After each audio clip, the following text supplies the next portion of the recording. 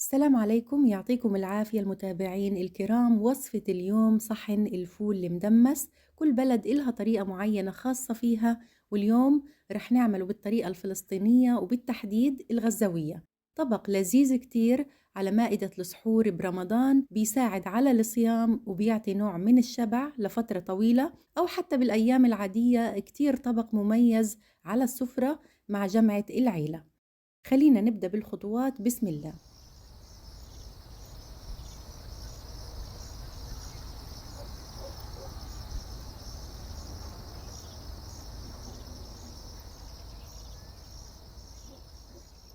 بنحتاج لكستين فول بيطلعوا نص كيلو. اللي حبته صغيرة بكون أفضل من الفول الكبير اللي بنستعمله للفول النابت. وبنحاول نجيبه لونه فاتح حتى يعطينا نتيجة منيحة. ونص المقدار فول مجروش، يعني بدنا كاسة. إذن كاستين فول حب لكاسة مجروش. بنغسلهم كتير منيح حتى تنضف المية تماما، ولو في بعض حبات تلفانة بنشيلها. وبنصفيهم. بعدين بنضيف عليهم مية اللي تغمرهم منيح. بزيادة بنحط مية لأنه الفول رح ينفش ويتضاعف مع الوقت. وبنتركهم منقوعين بالمية ليلة كاملة أو 12 ساعة، وبنغير عنهم المية 3-4 مرات. هاي خطوة مهمة كتير، النقع وتغيير المية كذا مرة. هيك بنتخلص من مادة اسمها مادة حمض الفيتيك اللي بتكون موجودة في القشور، اللي بتمنع وبتعيق الاستفادة من فوائد الفول والبقوليات عموما. وكل ما طالت فترة النقع هذا بيساعد في تحسين عملية هضم البقوليات.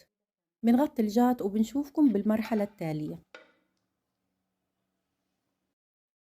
بعد مرور 12 ساعة شايفين قديش صارت الكمية، وواضح إنها حبة الفول تضاعف حجمها وطريت عن أول. بنتخلص من مية النقع وبنشطفهم شطفة أخيرة وبنصفيهم. بحطهم بطنجرة مناسبة. بضيف عليهم مية فوق المستوى ب10 سنتي. بشغل عليهم النار وبنستنى لحد ما تبدأ المية تغلي.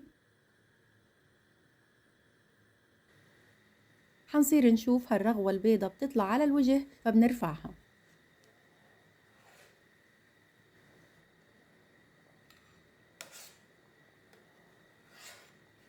مع إضافة شريحة من الليمون بتحافظ على لون الفول ما يسود. عادة بيستخدموا حاجة اسمها الفوالة لسلق الفول. بيتركوا الفول فيها يستوي على درجة حرارة هادية جدا، وبيضل طول الليل، ووقت الفطور صباحا بلاقوه مستوي تماما. لكن لو كانت الطنجرة عادية بتخلوا النار متوسطة وبتغطوا الطنجرة، لكن بتخلوا منفس بسيط من جنب حتى ما يفور ويطلع لبرا. بيحتاج من ساعة ونص لساعتين، لكن أنا راح أطبخه اليوم بطنجرة الضغط، أسرع وأفضل.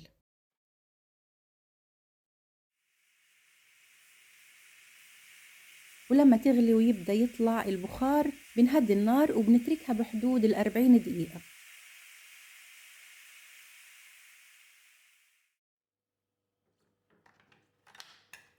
بعد ما مر الوقت طفيت النار وتركت الطنجرة لغاية ما طلع منها كل البخار وفتحتها.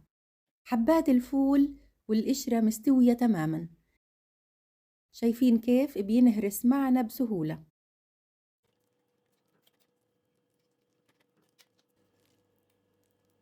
حتى الفول المجروش دايب ومش باين.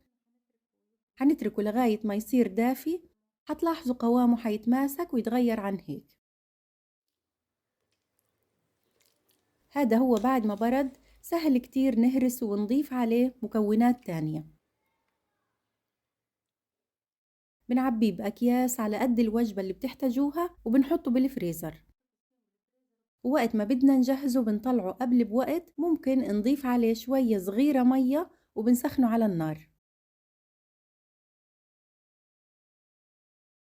ولتجهيز صحن الفول الرائع واللذيذ بنحتاج للفلفل الأخضر الحار والتومة وعصير الليمون وطحينة بيضة والملح. ورح أستخدم الزبدية والمدقة بتعطينا أفضل طعم وأحسن من أي جهاز كهربي. بداية بنفرم الفلفل لقطع صغيرة بساعد لما نهرسه.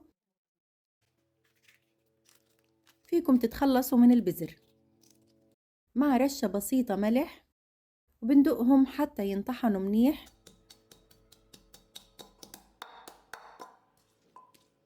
بعدين بنضيف عليهم دروس الثوم وبنرجع بندقهم مع بعض بشكل جيد وناعم. بضيف عليهم شوية صغيرة من عصير الليمون، وهيك بنكون جهزنا دقة الفول. هاي أصلا هي اللي بتجيب الطعم اللذيذ للفول، ما تستغنوا عنها.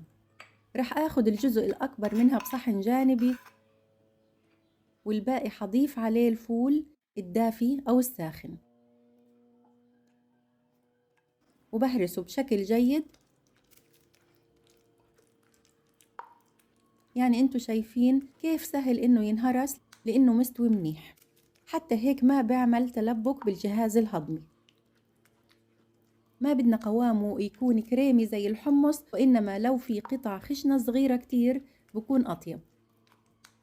في نقطة، لو بدكم تحتفظوا بهذه الكمية لأكتر من يوم بالثلاجة، بتهرسوه مع الليمون والطحينة والملح بس، وما بتضيفوا له تومة، لأنه التومة لأكتر من يوم تطعم وبتغير الطعم.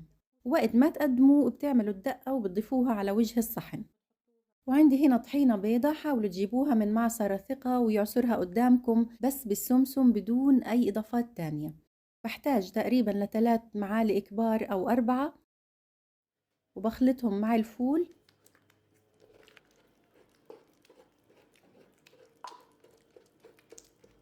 شفتوا مجرد ما حطينا الطحينة بتعطي الفول لون أبيض وبيجمد. عن هيك ما تخففوا القوام بالمية، وإنما بعصير الليمون.